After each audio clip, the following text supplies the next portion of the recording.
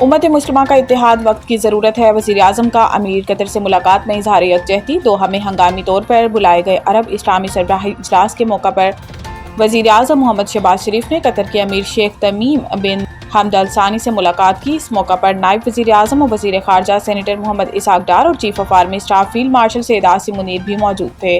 ملاقات کے دوران وزیر اعظم نے 9 ستمبر کو دوحہ میں اسرائیلی حملے کے نتیجے میں قیمتی جانوں کے ضیاع اور متعدد افراد کے زخمی ہونے پر پاکستان کی جانب سے شدید مذمت کا اظہار کیا۔ وزیر اعظم نے قطر کے ساتھ مکمل یکجہتی اور حمایت کا اعادہ کرتے ہوئے کہا کہ 9 ستمبر کا اسرائیلی حملہ قطر کی خود مختاری اور علاقائی سالمیت کی صریح خلاف ورزی اور بین الاقوامی قوانین کی سنگین پامالی ہے۔ انہوں نے اپنی گزشتہ ہفتے قطر آمد کا حوالہ دیتے ہوئے کہا کہ دونوں ملکوں کے برادرانہ تعلقات تاریخی، دیرینہ اور پائیدار ہیں اور یہ تعلقات مستقبل میں مزید مضبوط ہوں گے۔ امیر قطر نے وزیر اعظم کے دوحہ میں اجلاس میں شرکت اور 12 ستمبر کو اظہار یکجہتی کے لیے کیے گئے دورے پر ان کا شکریہ ادا کیا۔ دونوں رہنماؤں نے خطے کی بدلتی صورتحال کے پیش نظر قریبی رابطے میں رہنے پر اتفاق کیا۔